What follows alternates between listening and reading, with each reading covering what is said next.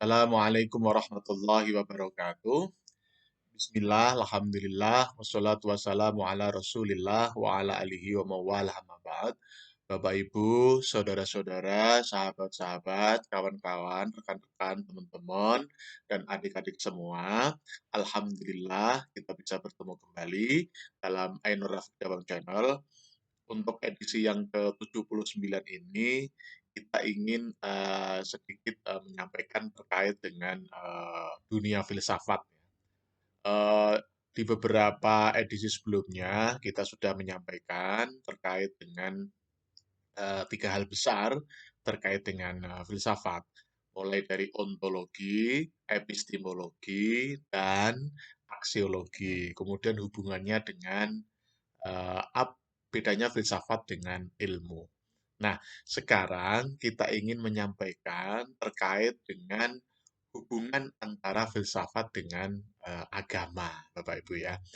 Sebagaimana disampaikan di beberapa edisi sebelumnya bahwa eh, peradaban paripurna atau al-hadarah al-kamilah atau ultimate civilization itu bisa terwujud manakala terjadi ittisalus sanad atau adanya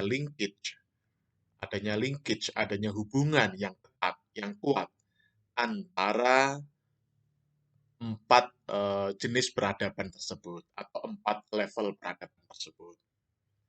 Yang pertama, peradaban keagamaan itu berbasis wahyu, Bapak Ibu dan rekan-rekan semua ya. Kemudian, peradaban filosofis itu berbasis filsafat. Nah, Bapak Ibu ya. Kemudian yang selanjutnya, peradaban keilmuan itu berbasis ilmu atau metode ilmiah. Metode ilmiah. Ya. Kemudian yang terakhir, level yang terakhir adalah peradaban teknologis. Yang ini adalah terkait dengan hal-hal yang bersifat teknis yang membantu kinerja, pekerjaan, keinginan, kebutuhan manusia. Memenuhi semua keinginan. Kita ingin mendengarkan musik, nah kita memakai teknologi. Kita ingin menonton film, nah kita menggunakan teknologi. Kita ingin naik ke gunung, nah kita pakai teknologi. Kita ingin ke ruang angkasa, kita memakai teknologi. Nah itulah teknologi ya. Nah, masing-masing level peradaban itu punya basis atau punya dasar, katakanlah begitu ya. Nah, untuk level peradaban keagamaan itu basis atau dasarnya adalah wahyu. Wahyu, Bapak Ibu ya. Kemudian yang kedua, peradaban filosofis itu dasarnya adalah pemikiran manusia yang bersifat filosofis atau yang bersifat spekulatif, bersifat radikal, bersifat sistematis, bersifat rasional, dan bersifat intuitif, katakanlah begitu ya. Itu filsafat. Nah, kalau peradaban keilmuan itu basisnya adalah riset atau verifikasi, kemudian ada falsifikasi, kemudian diuji, dieksperimentasi, kemudian dilakukan percobaan, dan sebagainya, dan sebagainya. Nah, ketika percobaan-percobaan itu ternyata sebagaimana yang didapatkan, atau sebagaimana hipotesis yang positif, katakanlah begitu, maka itu akan menjadi sebuah temuan. Nah, itulah yang peradaban keilmuan. Jadi basisnya adalah eh, riset, penelitian, atau hasil dari metode ilmiah, katakanlah begitu ya. Jadi kajian-kajian yang berbasis metode ilmiah, metodologi ilmiah. Makanya di sini memang harus rasional, kemudian bisa diuji, kemudian terverifikasi. Jadi ada buktinya, katakanlah begitu ya. Nah, kemudian untuk yang peradaban teknologis, ini lebih teknis lagi, Bapak Ibu ya. Karena ini sifatnya adalah ingin membantu pekerjaan manusia. Apapun pekerjaannya seperti yang kita sampaikan tadi. Nah, basisnya apa? Basisnya adalah basisnya adalah ilmu, basisnya adalah ilmu yang sudah teruji tadi, kemudian itu dibuat semacam, dibuat sistem sehingga antara ilmu yang satu dengan ilmu yang lain, dengan ilmu-ilmu dasar yang satu dengan ilmu-ilmu dasar yang lain, kemudian saling berkolaborasi, kemudian menghasilkan sesuatu yang bisa membantu manusia.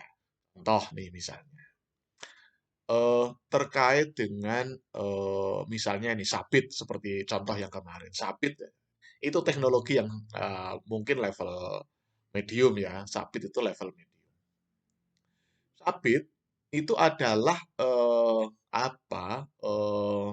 kolaborasi antara, ilmu-ilmu dasar, yaitu tentang besi, dan ilmu-ilmu dasar tentang kayu. Ilmu-ilmu dasar tentang penempaan besi, dan ilmu-ilmu dasar tentang, eee, seni untuk membuat, apa istilahnya, pegangan, sabitnya itu. Jadi sabit itu kan ada kayu, kemudian ada besinya, gitu ya. Jadi ketika kayu dan besi kemudian digabung jadi satu, itu jadilah sabit. Nah, jadi yang namanya teknologi itu adalah gabungan ilmu-ilmu dasar, gabungan dari satu atau dua ilmu dasar, yang kemudian memunculkan sebuah alat atau sebuah media atau sebuah pesawat katakanlah begitu ya. Biasanya sih alat ya, alat, media atau apapun namanya yang bisa membantu pekerjaan manusia. Nah, kalau sabit ini bisa digunakan untuk memotong rumput, kemudian bisa memotong kayu, memotong pohon katakanlah atau ranting pohon dan sebagainya dan sebagainya. Nah, itulah yang kita kenal dengan istilah peradaban. Nah, sekarang kita mau berbicara tentang filsafat. Filsafat itu, eee, kaitannya dengan, agama katakanlah begitu ya, terkait dengan agama. Ini perlu kita bedakan betul bahwa filsafat itu basisnya adalah pemikiran manusia. Ini yang perlu kita bedakan betul ya. Kalau wahyu, wahyu itu adalah kalamullah, itu adalah kitab suci, katakanlah begitu ya. Kalamullah, sementara filsafat itu adalah pemikiran manusia. Ini tidak boleh disandingkan, tidak boleh dibandingkan, tidak boleh dikomparasikan karena berbeda. Ini adalah dua hal yang berbeda, dua hal yang berbeda. Nah, bagaimana agar kita mengalami atau kita tetap ada linkage antara peradaban keagamaan dengan peradaban filsafat? Maka disinilah pentingnya kesadaran bahwa kita sebagai Khalifatullah dan kita sebagai Abdullah. Kita pengen fid dunya hasanah wa fil akhirati juga hasanah. Fid dunya ada regulasi dan aturan-aturannya atau SOP-nya, kemudian akhirat katakanlah begitu, itu juga ada aturan dan SOP-nya, katakanlah begitu ya. Jadi memang antara filsafat dan agama itu perlu dibedakan secara kategorial. Secara kategorial dibedakan, tapi dalam kenyataan kehidupan itu tidak bisa dipisahkan. Tidak bisa dipisahkan. Jadi misalnya kita ingin mendalami ilmu filsafat, kita ingin melakukan pemikiran-pemikiran filsafat, maka jangan lupa wahyu. Katakanlah begitu ya. Jangan lupa wahyu. Ketika kita ingin berfilsafat, berpikir secara radikal, berpikir secara spekulatif, berpikir secara sistematis, berpikir secara luas, memikirkan semuanya, tetap kita harus memperhatikan wahyu. Itulah yang kita sebut sebagai linkage antara wahyu atau peradaban keagamaan dengan filsafat atau peradaban filosofi. Memang kadang-kadang ada beberapa pihak yang selalu mempertentangkan di antara duanya. Ketika seseorang, mungkin dia beragama Islam atau beragama yang lain, ketika tidak mampu mengkompromikan antara wahyu dengan filsafat, maka pada saat itulah dia akan kehilangan al-hadarah al-kamilah. Dia akan kehilangan peradaban paripurna. Dia akan kehilangan ultimate civilization.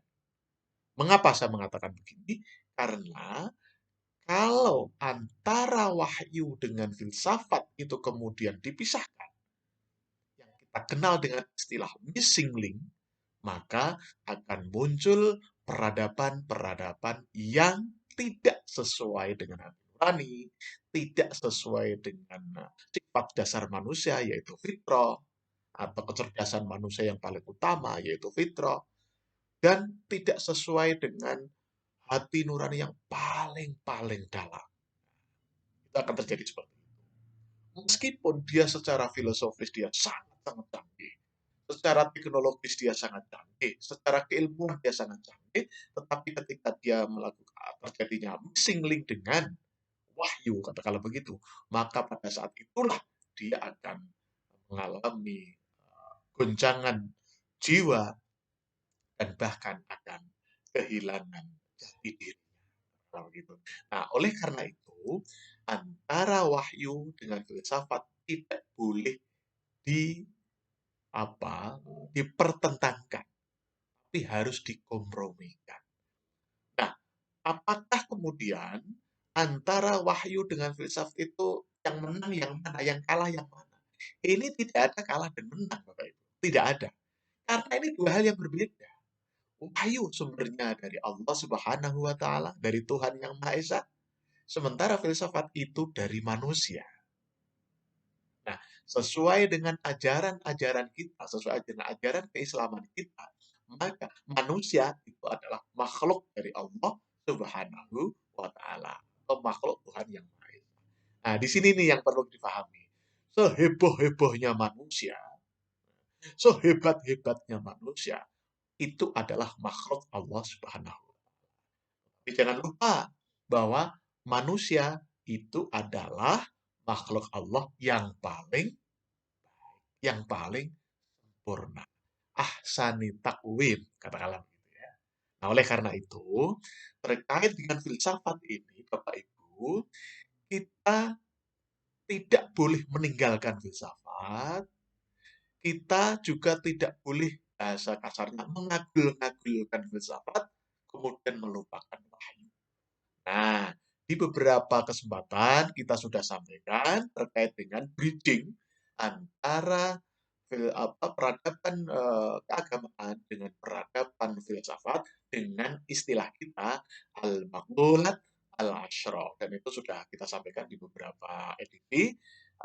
Kita akan sempurnakan itu. Pada prinsipnya adalah bahwa filsafat itu adalah hasil pemikiran manusia. Sementara wahyu itu adalah kalamullah. Sehingga ini tidak boleh dipertentangkan, tidak boleh dikomparasikan, karena memang bukan dua hal yang perlu dikomparasikan dan tidak layak untuk dikomparasikan. Karena memang berbeda. Ini adalah wahyu, adalah kalamullah, yang ini adalah pemikiran manusia atau ucapan manusia. Katakanlah begitu. Sekali lagi, agar antara filsafat dengan wahyu, filsafat dengan wahyu, atau pemikiran filosofis dengan wahyu, itu peradaban filosofis dengan wahyu terjadi linkage, maka kita tidak boleh mempertentangkan itu, kemudian tidak boleh membanding-bandingkan mana yang lebih unggul dan mana yang tidak lebih unggul. Yang jelas, wahyu itu adalah kalamullah, sementara filosofis atau filsafat itu adalah hasil pemikiran manusia. Dan manusia itu adalah makhluk Allah yang paling baik. Ahsani taqwim. Barangkali demikian kita ucapkan tagline kita. Sukses di dunia, bahagia di dunia. Sukses di akhirat, bahagia di akhirat. Amin, amin, amin. Terima kasih. Mohon maaf atas segala kekurangan. Wassalamualaikum warahmatullahi wabarakatuh.